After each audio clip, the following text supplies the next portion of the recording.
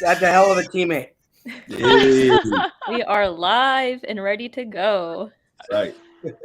All right. I don't know if you guys heard that music, but if you did, drop in the chat who sang that song, and you will get a bonus points from the Sports Camp team.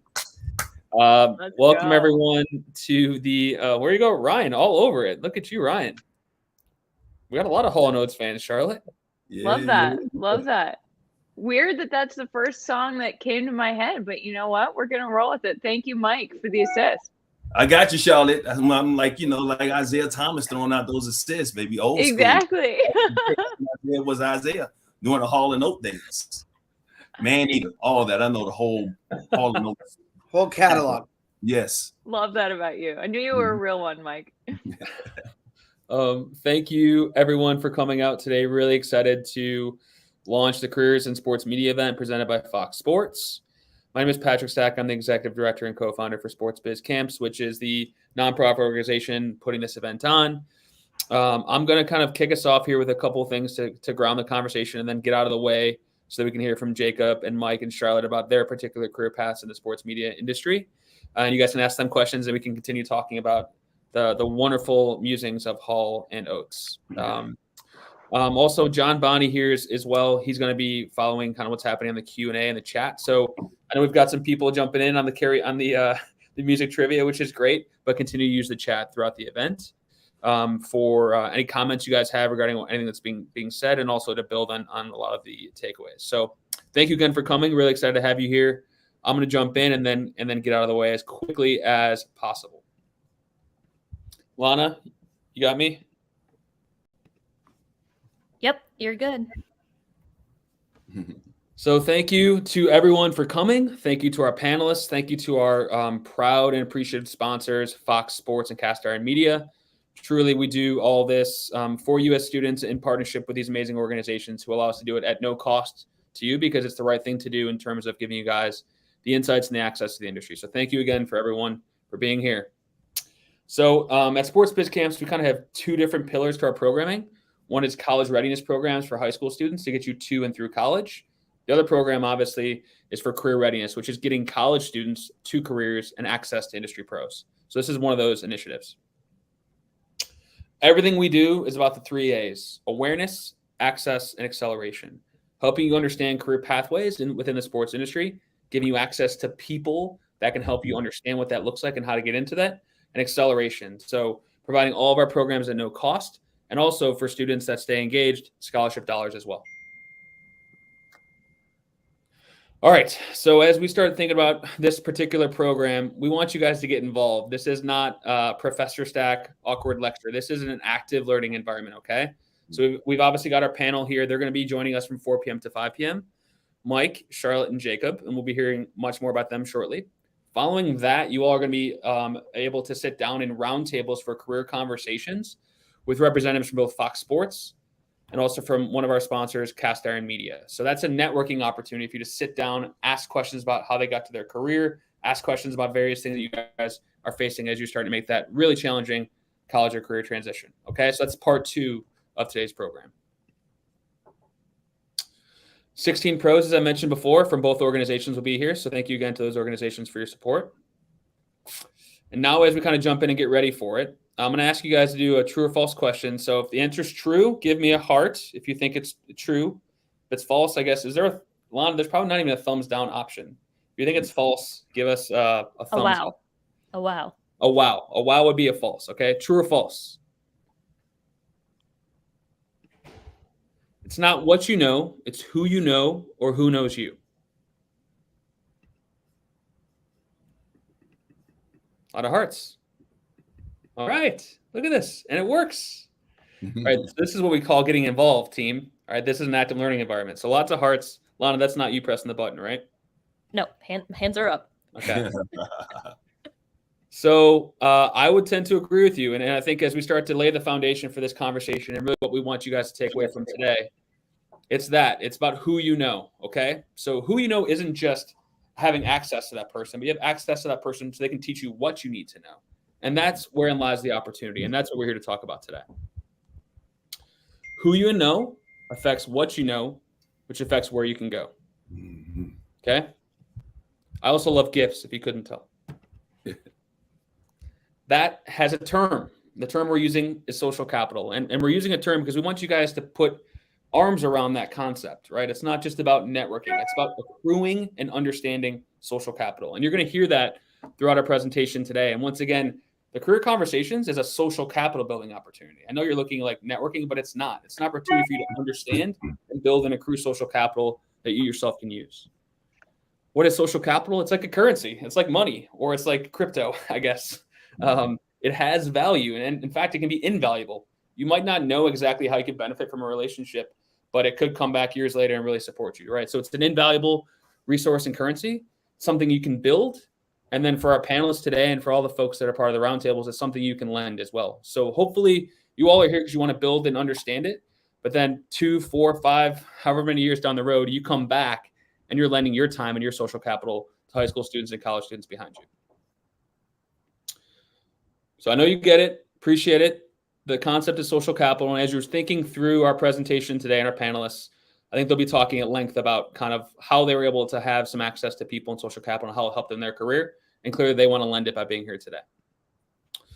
So I'm going to stop there and kick it and welcome our esteemed panelists.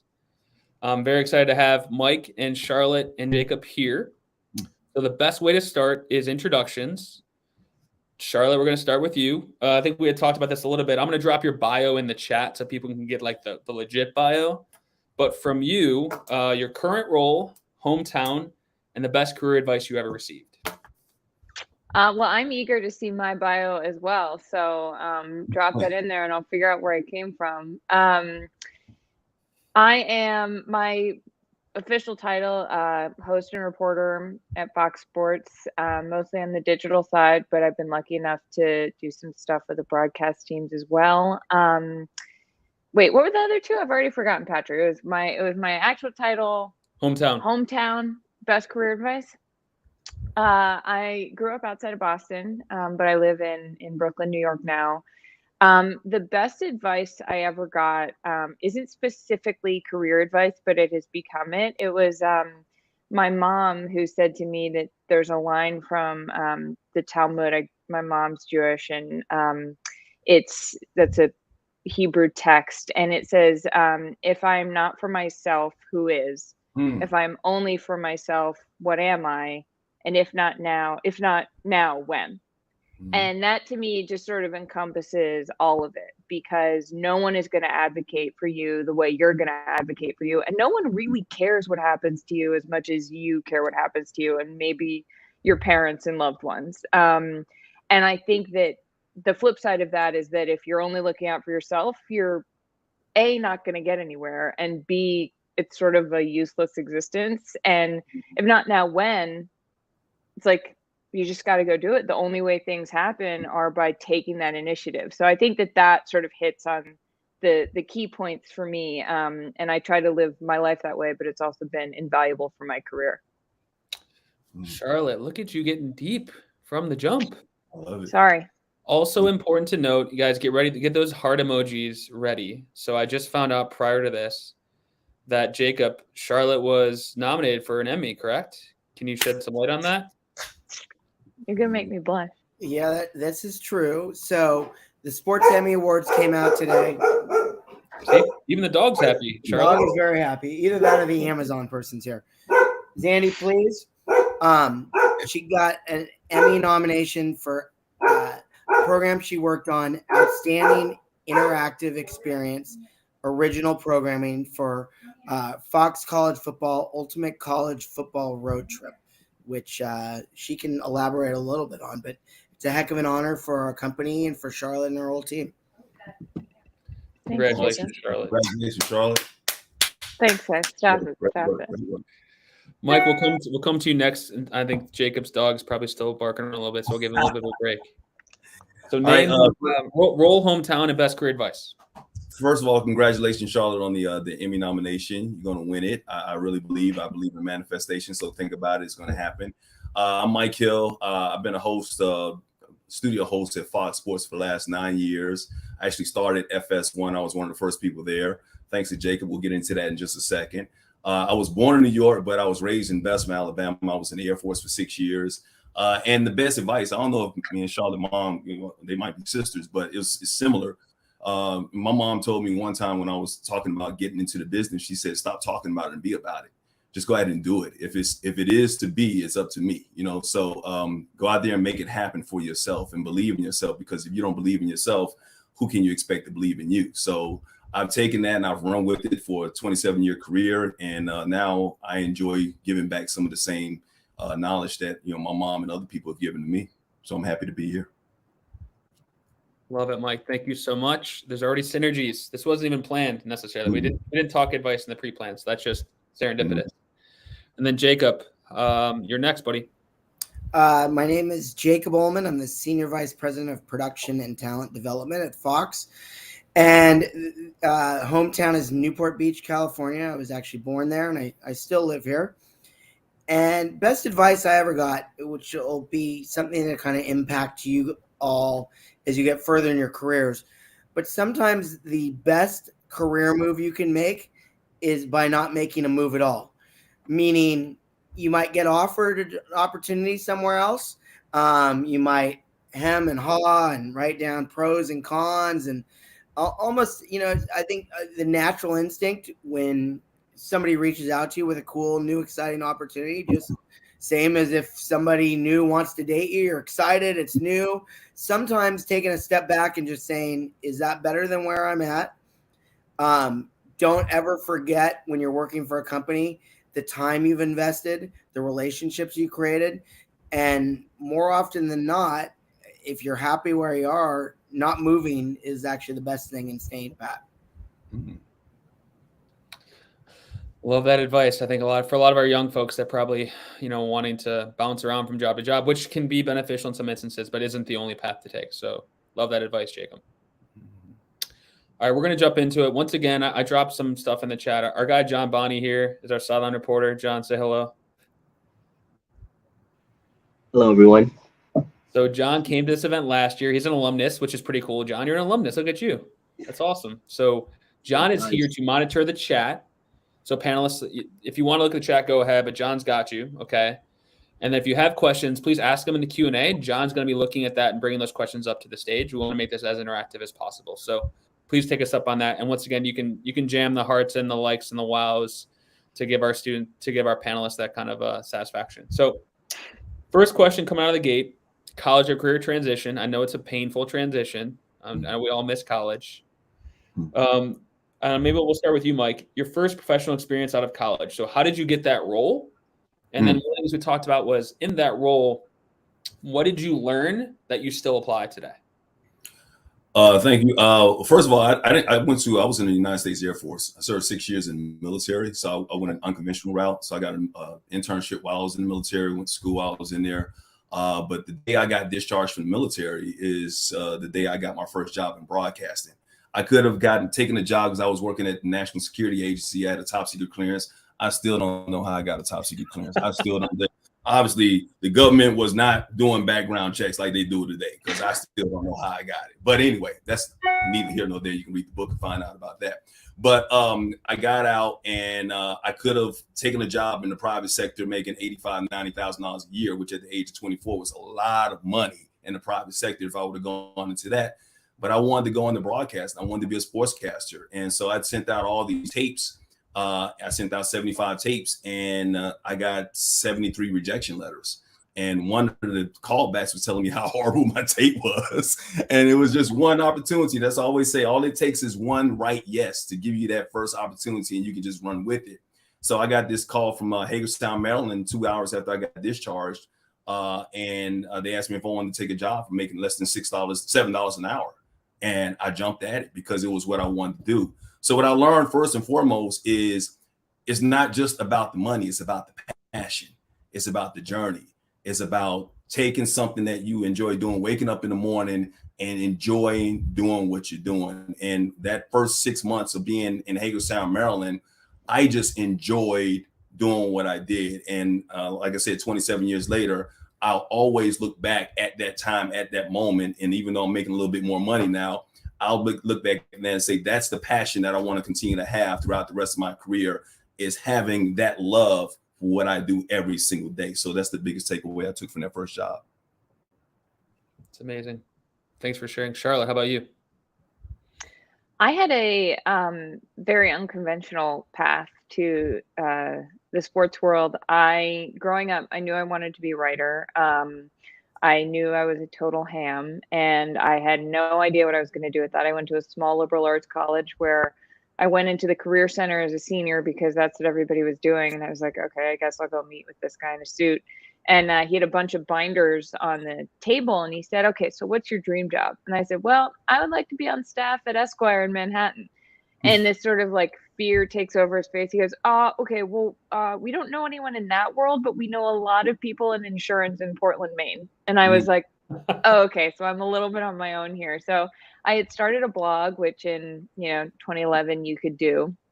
And I just treated it as like a living resume. I was posting on it 5 times a day about lifestyle stuff, books, things, just basically things that I liked, and got a hefty readership, which still sort of mystifies me, but I'm very grateful for. And I actually lived at home with my parents for a year after college, which is something that I know not everyone has the opportunity to do, so I think I'm very aware of the role that my privilege and, my parents saying like, we'll house and keep feeding you for a year while you try to do these internships, or, I was writing for free. And I'm very aware of how that safety net gave me a jumping off point that not everyone has, which I would love to change. I would love to see the industry create those safety nets so that, and I think it's gotten a little better since I came along, but I always say that my story, I did this myself, but I had a lot of help. And I think it's important to acknowledge that. But I applied for a job at a cooking magazine. My first job was at Cooks Illustrated. And America's Test Kitchen, which was a TV show. I was 22. They put me in charge of their YouTube channel, which now is like a VP level job. But back then they were like, you're young, the internet. And I think that from that experience, the most important thing I learned was that showing up can be as important as the quality of your work. I just kept posting on this stupid blog, and it was fine, but it was the fact that I just kept doing it. And I had this sort of, I often say to people that if you don't have the compulsion to write or the compulsion to speak or to do this or to have opinions or thoughts or research things or report things, there are a lot of ways that you can make money that's easier and less painful and a clearer career path.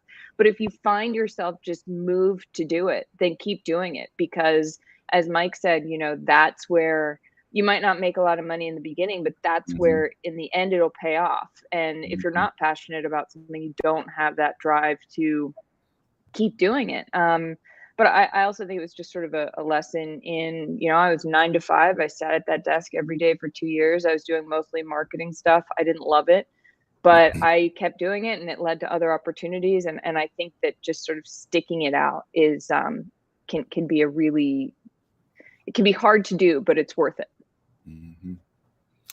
From Esquire to cooking to Fox Sports. What a linear path. Yeah, Cooks Illustrated, then I was at Sports Illustrated. It all comes full circle. And then Jacob, how about you? Yeah, so once again, my path is not traditional, but I think that's kind of how it works for everybody, is that there is no exact path.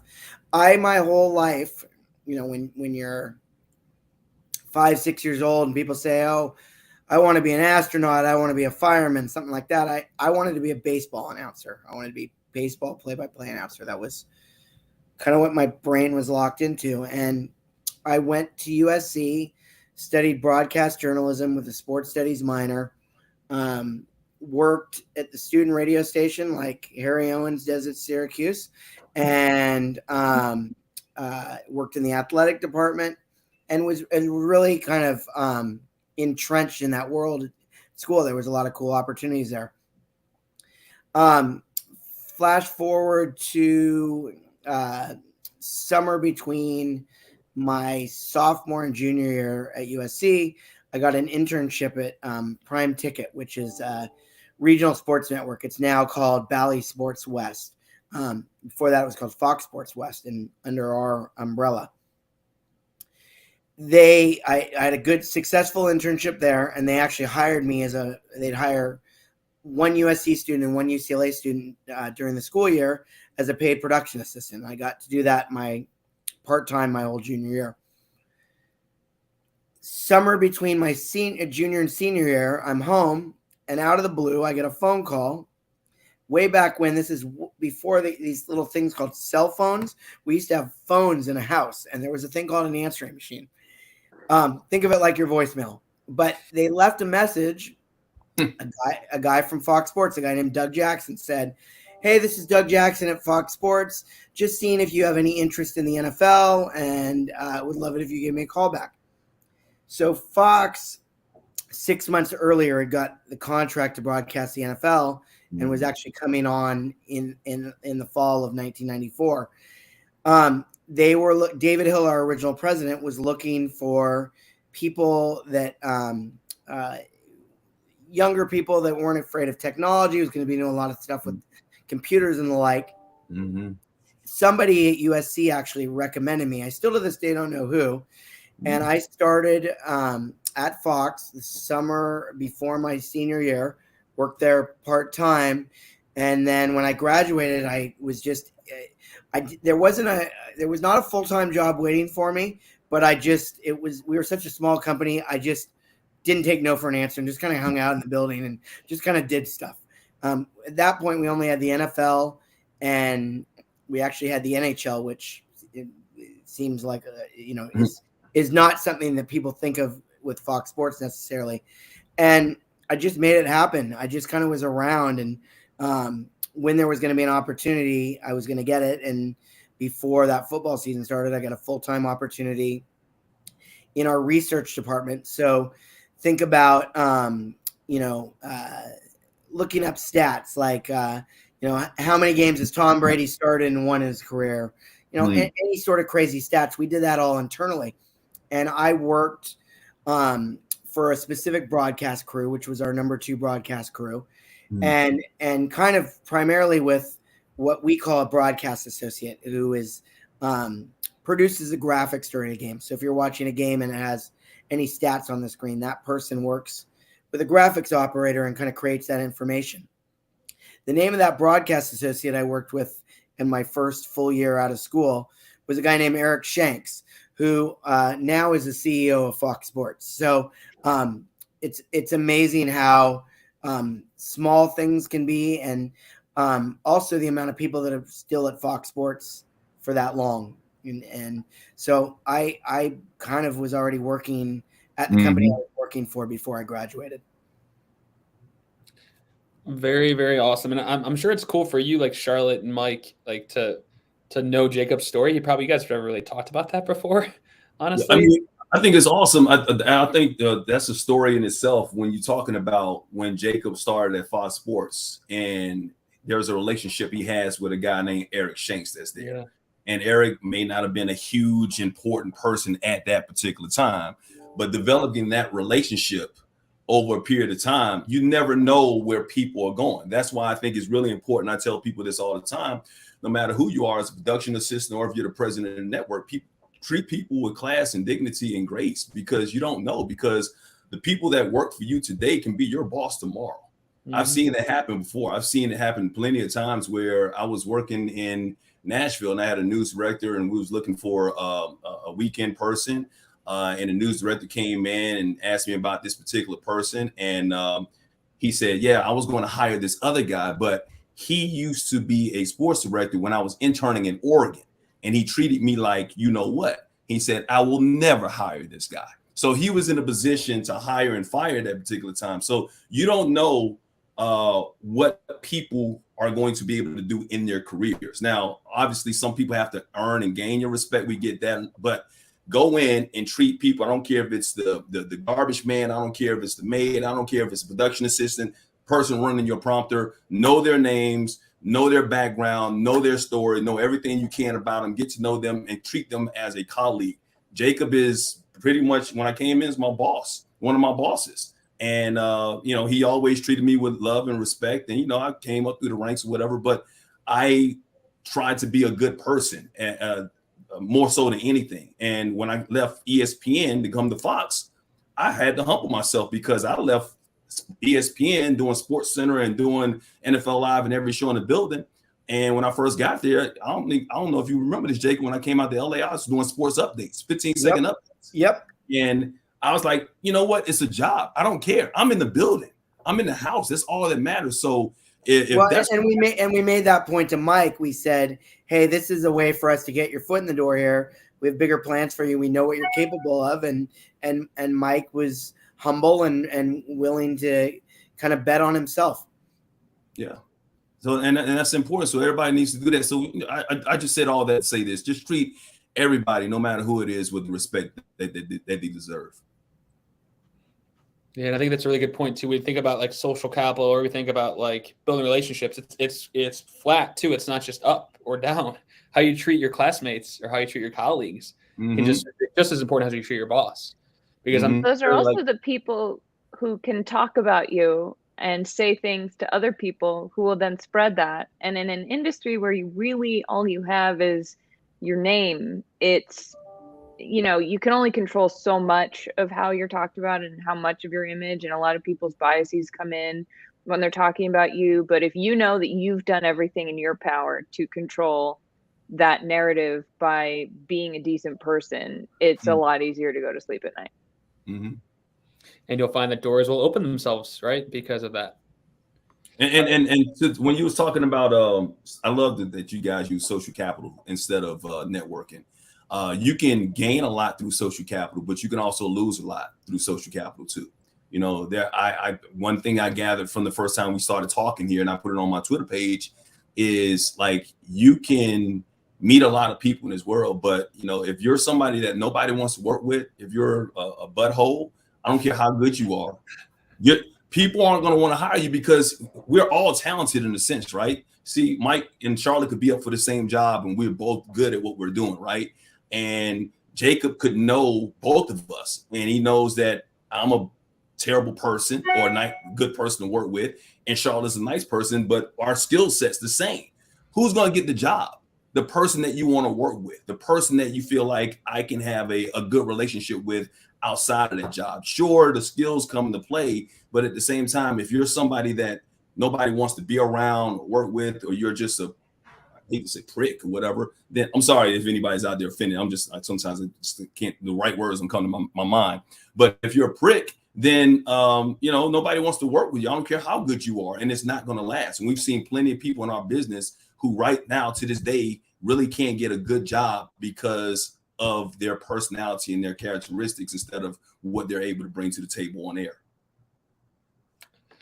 So thank you, Mike. We totally align with what you're talking about. It's staying to the basics of being a good human, and how you treat people is going to come around full circle. I offered and I mentioned in the chat that I would bring a couple students up to distill some takeaways from the first question. So I'm going to start with Aster, and then I had Kendall, but I lost you. But Kendall, if you want to raise your hand again. So Aster, how you doing? Good. Wait, can you hear me? Just checking real quick. Sound great. All right, awesome. So Aster, where are you joining us from? And then maybe kind of distill, like, what was one of your takeaways from that first question of the group? Yeah, so I'm actually a junior at the University of Albany, State University of New York. So this is a fun panel to be a part of, right from New York to see you guys. I'm actually based in New York City, so pretty fun. So I did have a good question to ask, something I think can be pretty beneficial. Real quick though, Aster, before you ask, I want you to, you got to answer something for me, then I'll let you ask a question. Oh yeah, my apologies. Yeah, go ahead. What was a theme? Well, first off, you must be a John Bonnie buddy. I believe so, actually. Yeah. So first off, was there a theme across Charlotte, Mike, and Jacob's stories about their pathway that you thought was kind of interesting, like something that each pathway had in common? It definitely seemed like all of their paths definitely had different like lead ups, you know, like Charlotte kind of just mentioned how she went to like just the career professional department, you know. Mike was more so from a military standpoint. It was like, you know, he took the shot. Jacob definitely seemed more like, you know, he's building up to it through internships and stuff like that. But the commonality was definitely like keeping your head down and pushing and just working toward the profession you want to go to. You know, it definitely seems like I'm sure you had more than enough offers within different industries and stuff like that, or at least other opportunities elsewhere. But you kind of like bet it on yourself. And I saw that to be pretty big within all of you. So yeah, that was the biggest theme for sure. So ask her just to kind of distill that a little bit more. I think each of their paths was different, right? It wasn't a straight line. I think that's the important takeaway that I want you and other students to understand is don't be stressed out about making the wrong decision and falling out of line. Like your career is not like college where you go from freshman to sophomore to junior to senior. It can do different paths. So that's okay. Like blaze your own path, I think is the takeaway. And I think your stories, I think, were amazing. So, Esther, I will stop talking. It is your floor. What's your question, buddy? All right, yeah, no, well said.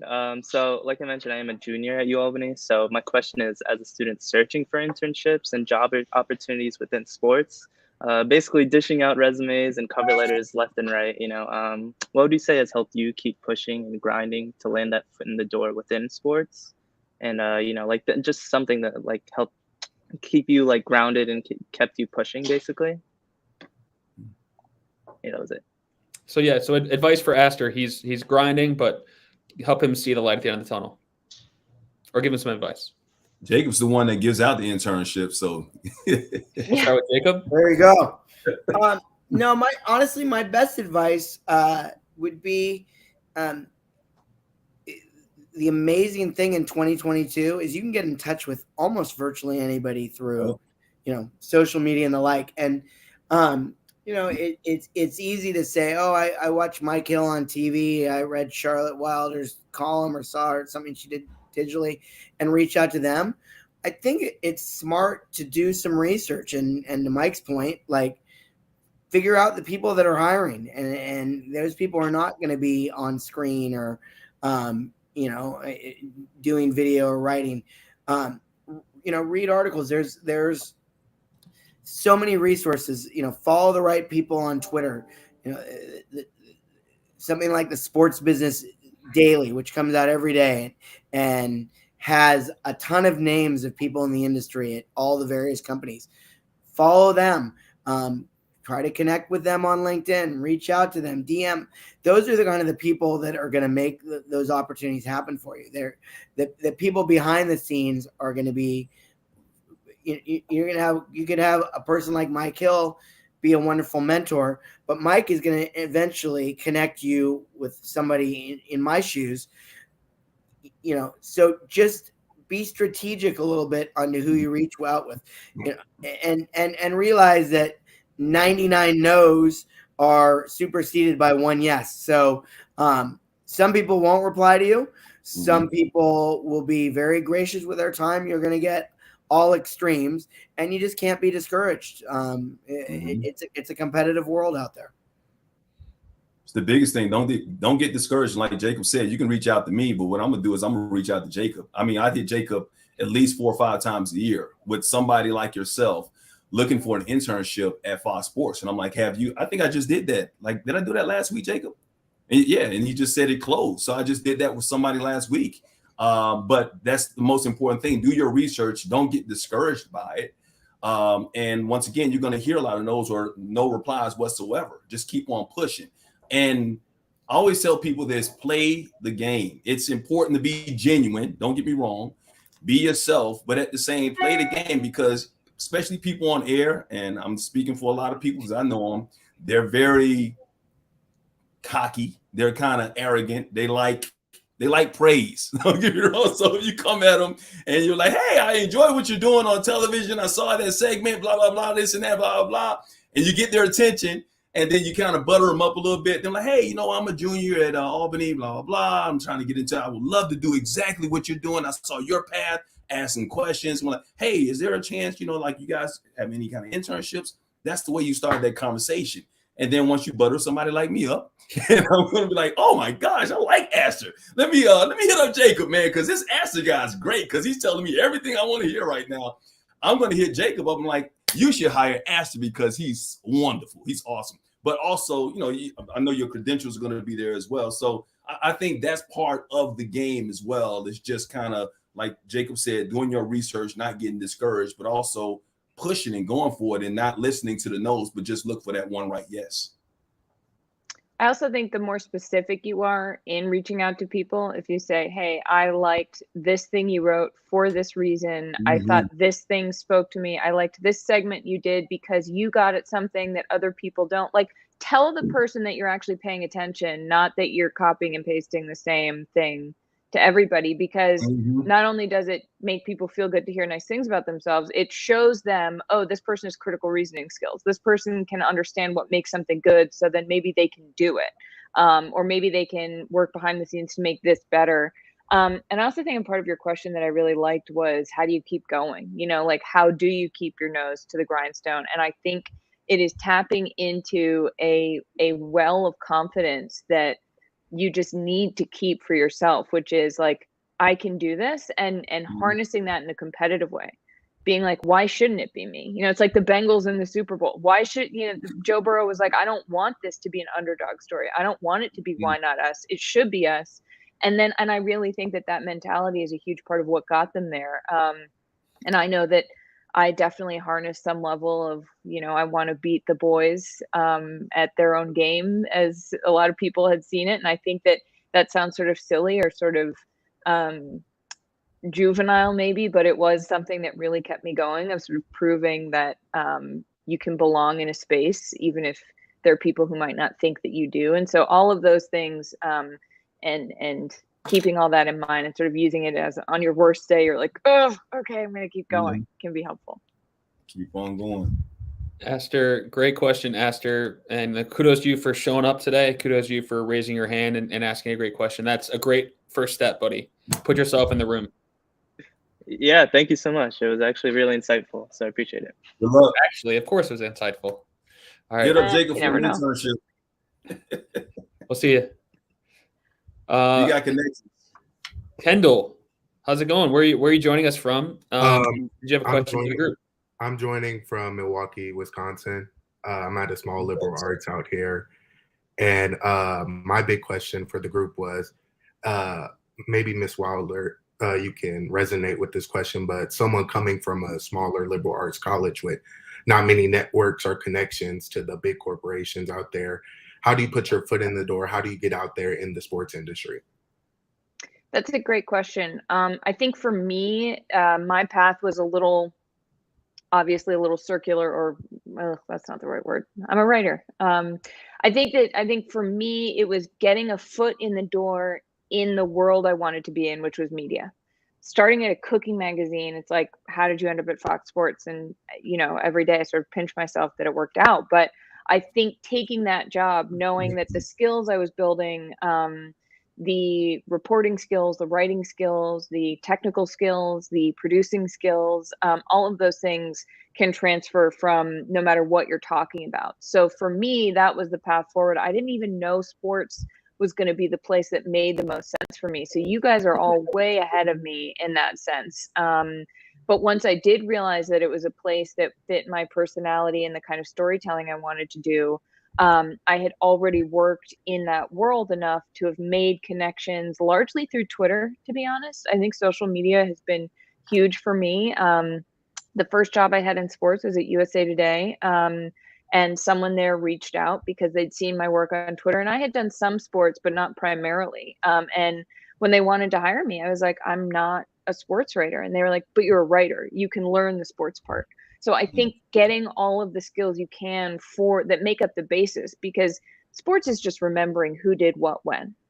Actually being able to talk about it and reason about it and think about it in a fresh, interesting way is much harder. And so if you develop those reasoning skills and those writing skills, I think I would just reach out to people on Twitter. I would DM people. I would respond to them. I would tweet out articles and tag the person, be like, I loved this piece of work. Like, you do that enough, you put yourself in the room, even if you're coming from the smallest place in the world. And so I think just being very vocal and doing it, not expecting any sort of payback, like doing it because you genuinely care about it too, and reaching out to people because you want to learn, not necessarily asking for something, is a great way to start. Anyone else want to add to that?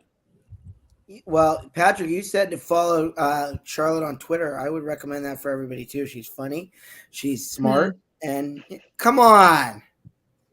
Sometimes I'm funny. Sometimes I read my own tweets and I'm like, I'm annoyed with myself. So thank you for saying that, Jacob. Yeah, but I do think that you all have the advantage of social media. I kind of mentioned it before, and it's a great way to you just, if you want to be in the sports world, in the sports media world, it's a relatively small group of people that are relevant in it, and you'll follow one person, then you'll see them retweet somebody, and it's a little bit of a process, but you can immerse yourself and really follow the discussion and even be part of the discussion without that much work, and see what works for people, see where they work, and you can connect with people without, to Charlotte's point, you can connect with people and not necessarily ask for something, and then when you need to ask for something, you've already established a relationship. So it's an important thing that and Mike kind of alluded to. You don't just reach out to somebody and say, hey, I need an internship. It's, hey, I appreciate what you do.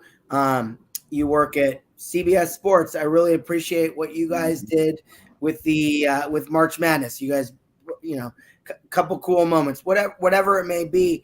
Take an interest in what they do, and without asking anything at that moment, and establish a relationship. And then when you actually do want to ask something or need to ask something, you'll already have a little collateral in the bank. One other quick thing on that, Jacob and Kendall, to this point, I still do that. I do that. Like, I loved Jamie Erdahl's work this year on the tournament, her sideline reporting and her feature stuff. And we don't know each other. We were at the same football games this fall, but we never actually met. And I just DM'd her and I was like, hey, I just want to tell you that you are absolutely crushing it, and it is a joy to watch. And that was, I don't need anything from her. And I just think that there's huge value in, if you think something nice about someone, telling them. And it's genuine too, because I'm sorry, go ahead, Jake. No, and I was just going to add, Jamie Erdahl is one of the nicest people in the business, not to mention very talented, Midwestern roots, and I'm sure she really appreciated Charlotte reaching out.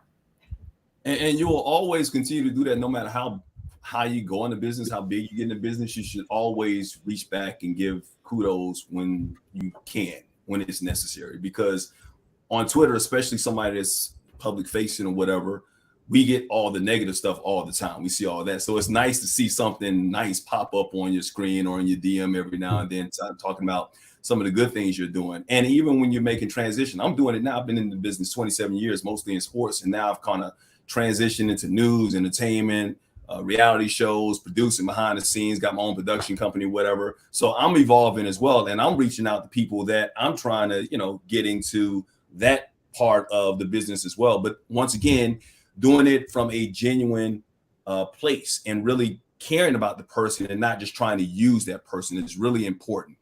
Jacob is the reason, once again, that I'm at Fox, is because when I was at ESPN, I just saw something that was different that they were building over at Fox. I met him during the general, and I just liked him. I like the people at Fox. I love the personalities and the attitudes, and I love just the energy that they emitted. And I was like, this is what I want to be a part of. And he would always say something to me when he saw me out as well. So it's important to reach out and to do that. And to your point, real quick, no matter if you come from a small place, even if you come from the smallest places, you can reach the highest levels because social media and the internet. We didn't have that. Jacob and I didn't have that, and I was coming up, man. When you're talking about a phone and an answer machine, we had phones with cords still attached to them and rotary dials. We had that. When I was coming up in the business, you can get online just like you got on this computer right now and put all your work out online, and hopefully people will see it. And it only takes, you don't have to have 10,000 likes, and that's what people get caught up in this whole social media world. People get caught on how many likes you get. It doesn't take how many likes. It doesn't matter how many likes you get. It matters the right person liking it. So if you get Jacob's eye who likes it and he sees it and he wants to hire you, that's all that matters. So don't get caught up, I only got 36 likes or whatever. Well, if 33 of those likes were by people that's just watching something on YouTube or whatever, and 3 of them were by executives that make major decisions, guess what? You've done your job. You've done your job. So don't worry about you came from a small place, because you can go to bigger heights now because of social media and the internet. Kendall, great question. Kudos to you for showing up, man. You know, like that's why this is an inclusive organization, and no matter where you go to college, it's for any college student. So, but once again, you have to answer the call. So, kudos to you for showing up. Kudos for asking a great question, and panelists, amazing advice. Thanks. Yes, thanks, thank you, everyone. Thank you so much. Good luck, man. Thank you, John. I want to John, I want to kick it to you. We have a question from Toby. I'm going to show on the screen. Do you want to read it for us? Yeah. Did you ever have a moment where your passion for your job was tested and you doubted you wanted to keep pursuing your career field? What motivated you to continue on your path? Charlotte, you want to go first?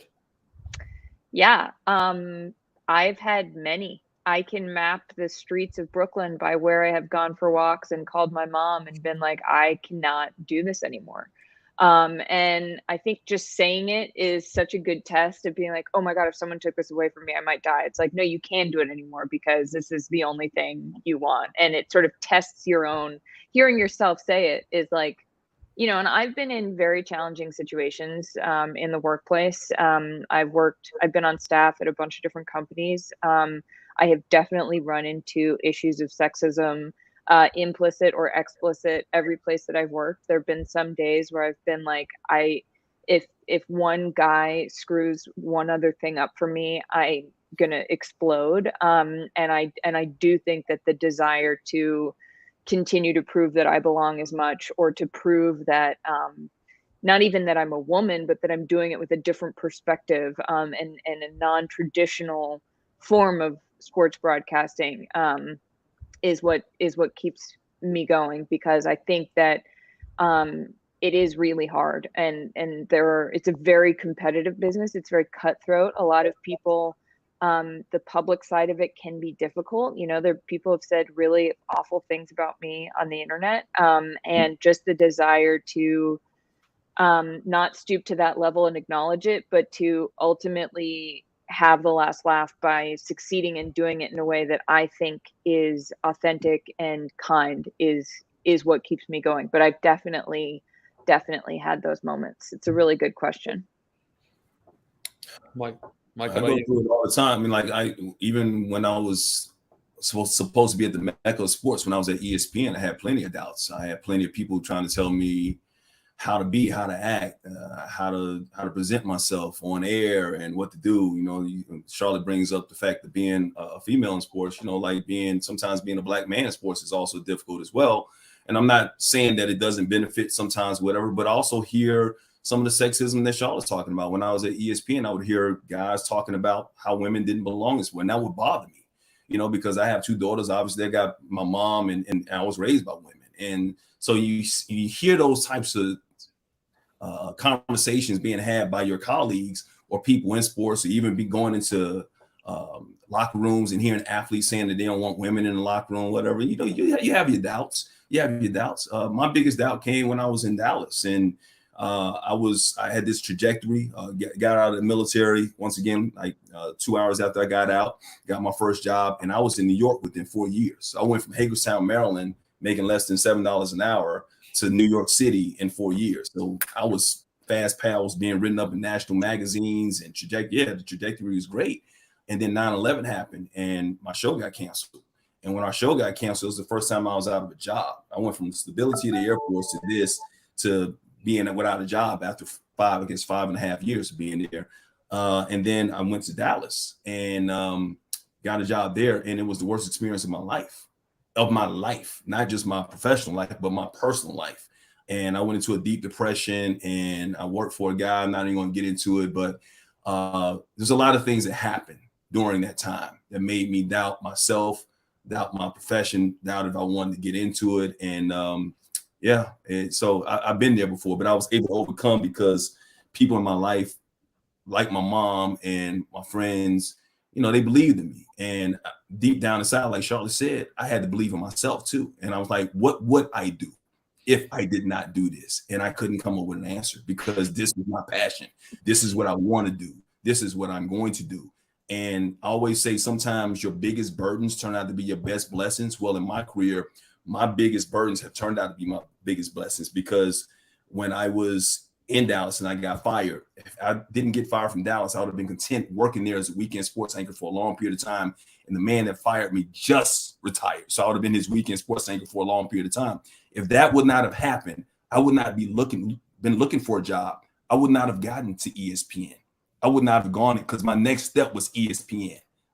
So I got to ESPN for 9 years. And then after ESPN, things didn't go well at ESPN. Guess what happened? That burden turned into the blessing that I still currently have at Fox Sports right now. So I keep on saying that sometimes when you feel like a door is being closed, it's not the end of the world. It means a bigger door is opening and it's going. So you're going into the direction that you need to go into that suits your purpose when it comes to your professional career. So always have that passion and believe in yourself, like we said in the beginning, and don't look back.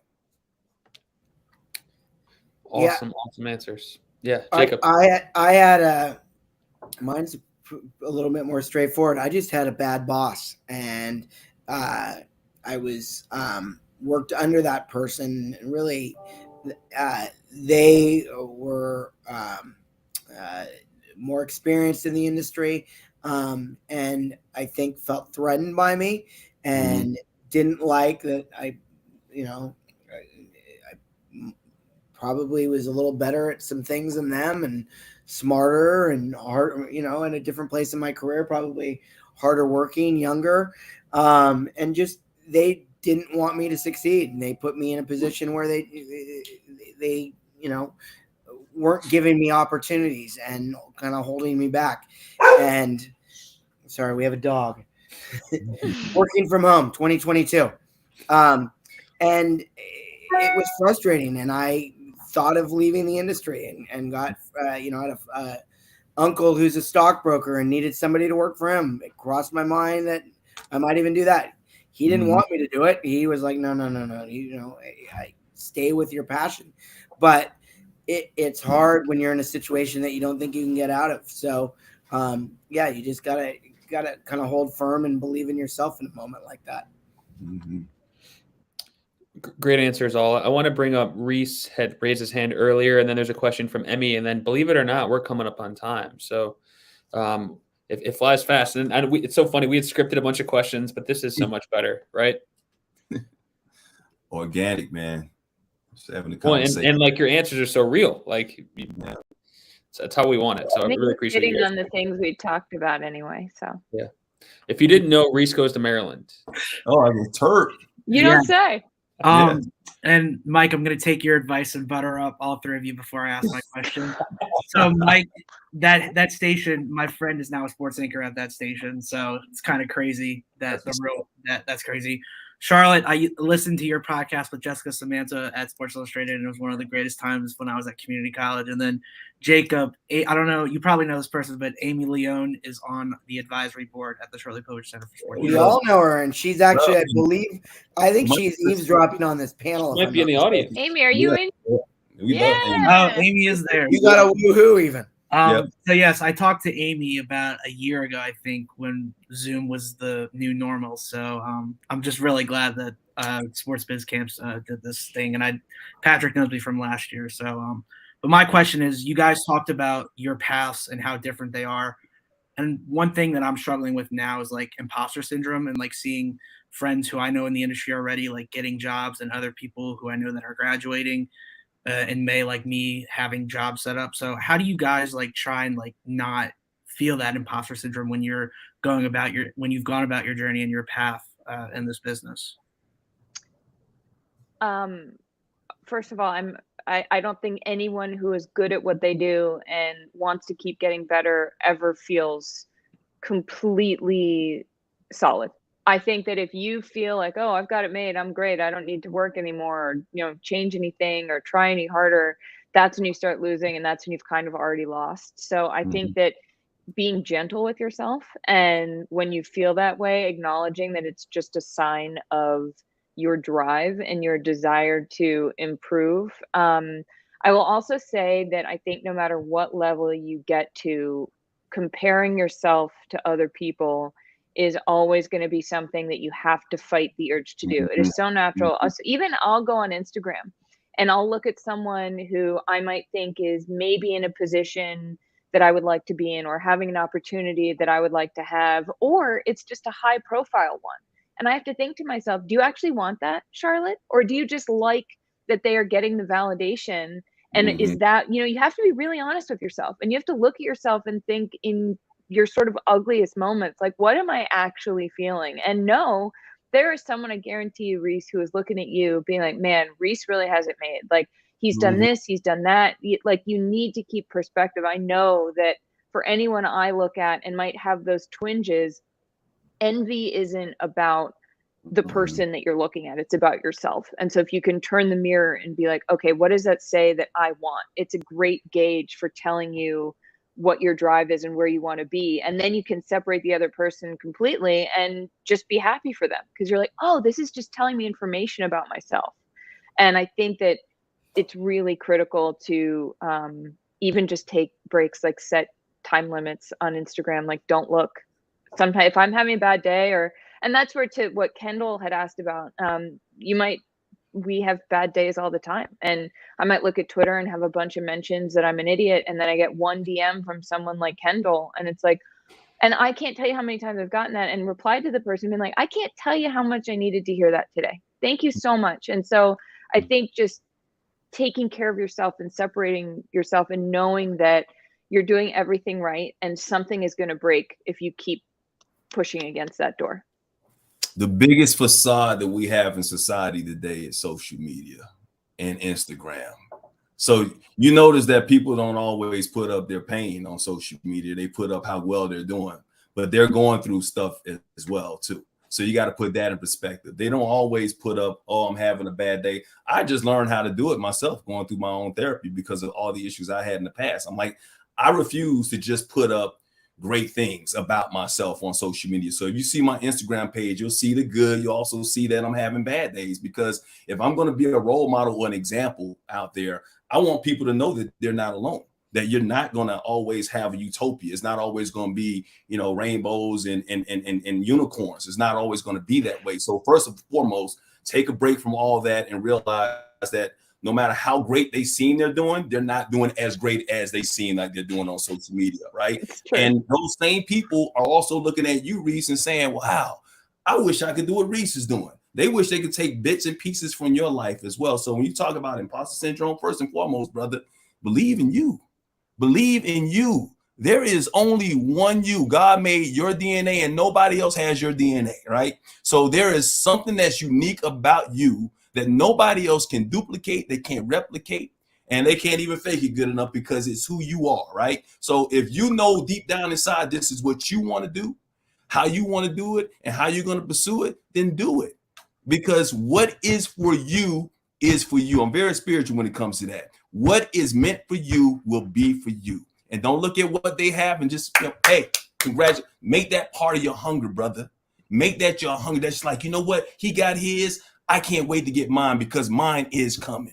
So believe in you. So I don't ever want to see you put your head down right now to this day, man. I hope if I never see you again, I hope you will promise me right now that you will keep your head up, that you will keep your shoulders back, that you will keep your chest out, and know that it's coming for you if you really want it, if you believe it, bro. I grew up in a small town in Bessemer, Alabama.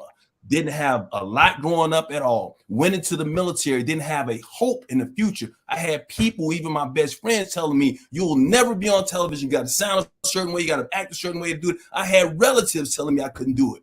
I believed in me at the bottom, at the end of the day, man. So Reese, believe in you. I believe in you.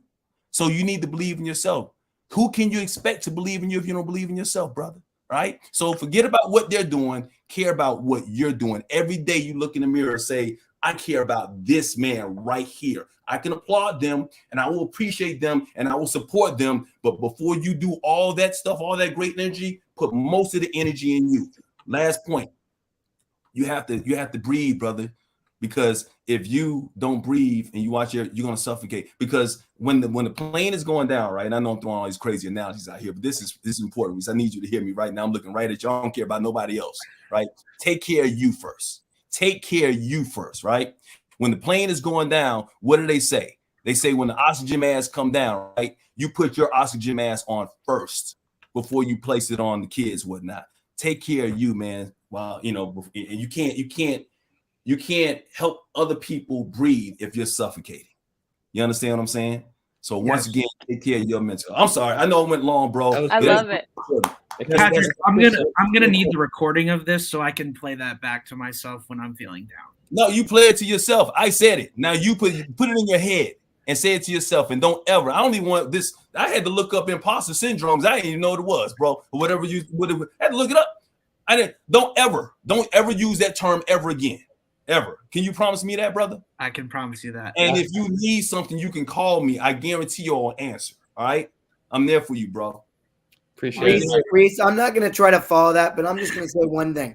I've been at Fox for 28 years, and I still have days where I feel like I'm good at my job, but I feel like I'm good at my job at Fox just because I've learned how to work there. And I'm like, I even doubt myself. If I go somewhere else, would I be able to do my job there? Because I've just figured out how to work here. We all have doubts. So you gotta, you know, we're all in this together. And the point about social media, that it only shows one side of it. And we all have bad days. Some people are better at hiding it than others, but we all have bad days. Yeah. Also, one other thing, my therapist likes to say, if you're lucky, life is long. And so don't always enjoy where you are and appreciate what you've done to get there. And, you know, look forward as a sense of, okay, I know I want to get somewhere, and that can be very motivating, but also it's not always about the next thing. Sometimes it's about, all right, what can I do right now? Because what you're doing right now is when the next thing will show up and totally shock you. Great work, Reese. Reese, once again, you showed up, buddy. This is back-to-back years, man. You're an alumnus. It's crazy to believe think. in you, Reese. I believe in you, bro. Thank you, Mike. Reese. I appreciate got that this. so much. All Go of you Terps. have this. All right. One more. So one more quick question. Try to give me as quick as answer as possible because we're running over on time a little bit. Emmy mentioned, you know, it's very competitive. What is one way that you think Emmy and the rest of these folks can stand out as pertains to trying to get a job? And try to give me a quick answer. Charlotte, come back to you. You are the only person who can be yourself. I learned that there are a lot of people who want to do what I do. There are a lot of people who want my job. But there are a lot of people Fox could hire to do my job. Honestly, there are a lot of really talented people out there, but there's only one Charlotte Wilder. And if Fox wants Charlotte Wilder, the only person they can hire to be that is me. So find your niche, find what you're good at, double down, lean in, make sure people know that it's you doing it. I happen to be goofy. It doesn't have to be goofy. It doesn't have to be dramatic. It can just be really solid reporting. It can be really great production. It can be really great communication skills or organizational skills. But whatever it is that you have, honor that, and don't think you have to lean into something you're not good at to get a job that you will ultimately not want. So really find what it is you excel at, and then become that, so that there are no other Emmys, because there isn't. There's only you. You're the only Emmy. So Jacob, you're next. We'll finish with Mike. Yeah, I think the things you can control, you need to be the best at. And so I'll give an example. I was doing this job where I was starting as a graphics producer, and there were two other guys that had the same job. They'd been doing that job for a year. I had never done that job. So they were going to be better at me in doing graphics during a game, knowing the stats, the things that the experience of the job required. They were going to be better. So I said, I'll be better at every other aspect of the job. I will get people their game notes, their stats. When I need to make dinner reservations for the crew, I'll do the best job of that.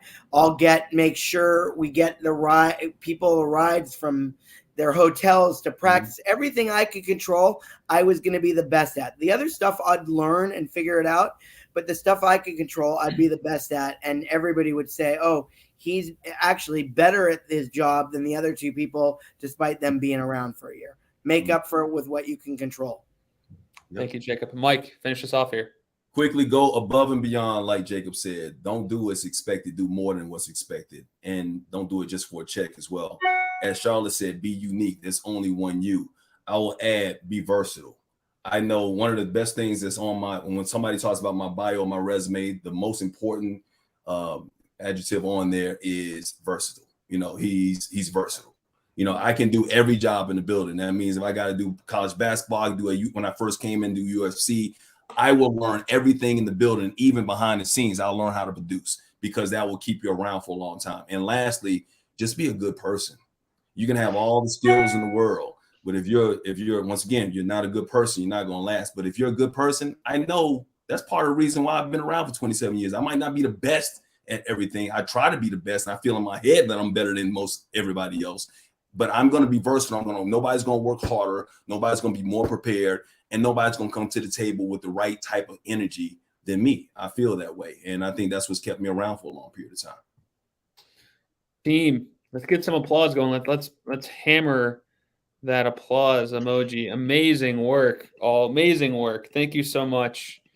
I'm fired up, ready to run through a wall. I think we all learned a lot, and once again, I think it's really relevant to our students, and they all deserve this type of insight. So thank you again so much for all of your support, for your time.